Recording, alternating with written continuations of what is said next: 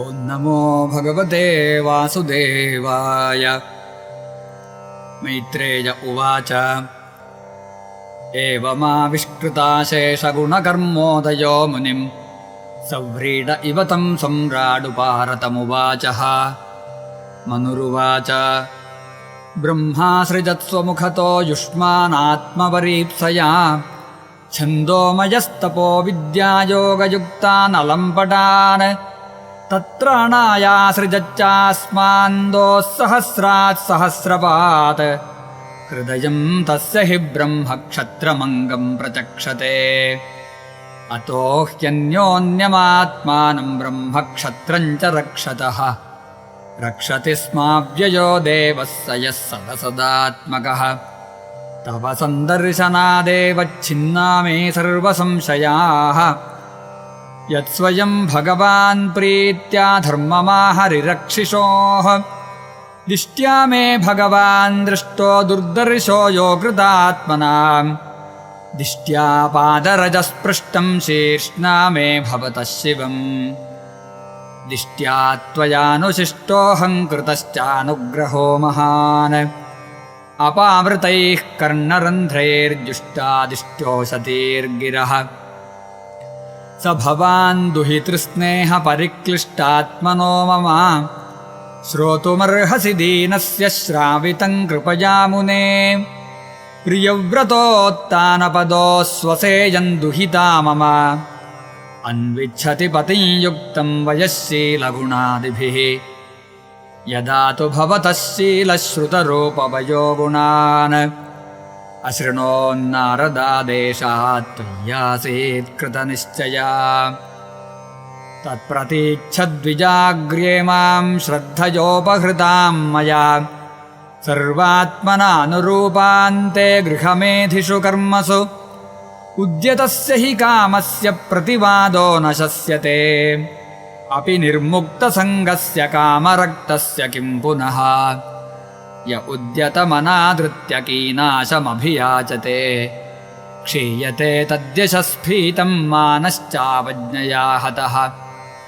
अहं त्वाशृणवं विद्वन्विवाहार्थं समुद्यतम् अतस्त्वमुपकुर्वाणः प्रत्तां प्रतिगृहाण मे। ऋषिरुवाच बाढमुद्वोढुकामोऽहमप्रत्ता च तवात्मजा आवयोरनुरूपो सावाद्यो वैवाहिको विधिः।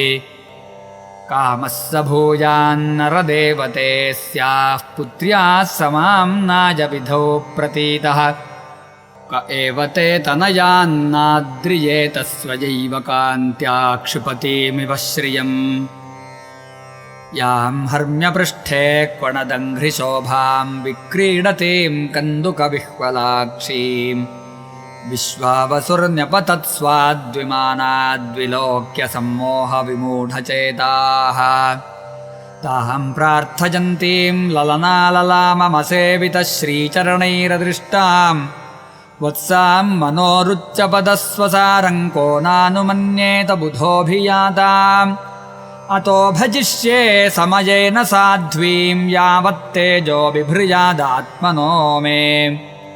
अतो धर्मान् पारमहंस्य मुख्यान् शुक्लप्रोक्तान् बहुमन्ये विहिंस्रान्। यतो भवद्विश्वमिदं विचित्रं संस्थास्यते यत्र च वावतिष्ठते। प्रजापतीनां पतिरेष मह्यं परं प्रमाणं भगवाननन्तः। मैत्रेय उवाच स उग्रधन्वन्नियदेवा बभाषे आसीच्चतूष्णीमरविन्दनाभम् धियोपगृह्णन् स्मितशोभितेन मुखेन चेतो लुलुभे देवहूत्याः।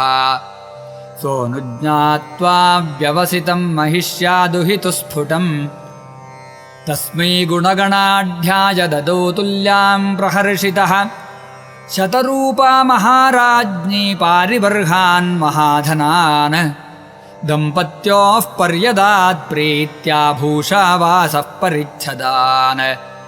प्रत्तान् दुहितरं सम्राट् सदृक्षाय गतौ यथः उपगुह्य च बाहुभ्यामौत्कण्ठ्योन्मथिताशयः अशक्नुवंस्तद्विरहं मुञ्चन् बाष्पकलां मुहुः आसिञ्चदम्बवत्सेति नेत्रोदैर्दुहितुः शिखाः आमन्त्यतं मुनिवरमनुज्ञातः सहानुगः प्रतस्थे रथमारुह्य सभार्यस्वपुरन्नृपः उभयोरऋषिकुल्यायाः सरस्वत्याः सुरोधसोः ऋषीणामुपशान्तानां पश्यन्नाश्रमसम्पदः तमायान्तमभिप्रेत्य ब्रह्मावर्तात् प्रजाः पतिम् गीतसंस्तुतिवादित्रैः प्रत्युदीयुः प्रहर्षिताः बर्हिष्मती नाम पुरी सर्वसम्पत्समन्विता न्यपतन् यत्र रोमाणि यज्ञस्याङ्गं विधुन्वतः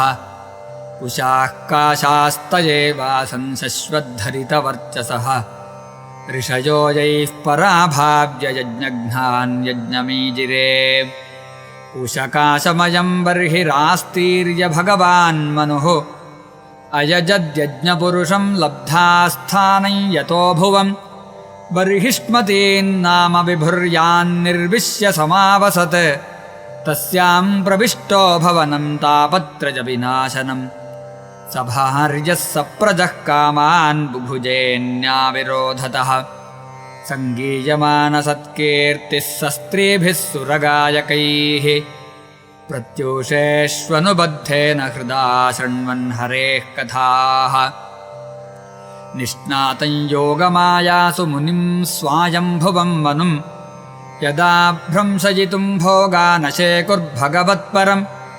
अयातयामास्तस्यासन्यामास्वान्तरयापनाः शृण्वतो ध्यायतो विष्णोः कुर्वतो ब्रुवतः कथाः स एवं स्वान्तरं निन्ये युगानामेकसप्ततिम् वासुदेवप्रसङ्गेन परिभूतगतित्रयः शारीरामानसा दिव्या वैयासे ये च मानुषाः भौतिकाश्च कथं क्लेशा बाधन्ते हरिसंश्रयम् यः पृष्टो मुनिभिः प्राह धर्मान् नानाविधाञ्छुबान् नृणां वर्णाश्रमाणां च सर्वभूतहितः सदा एतत्त आदिराजस्य मनोश्चरितमद्भुतम् वर्णितं वर्णनीयस्य तदपत्योदयं शृणु इति श्रीमद्भागवते महापुराणे पारमहंस्यां संहितायां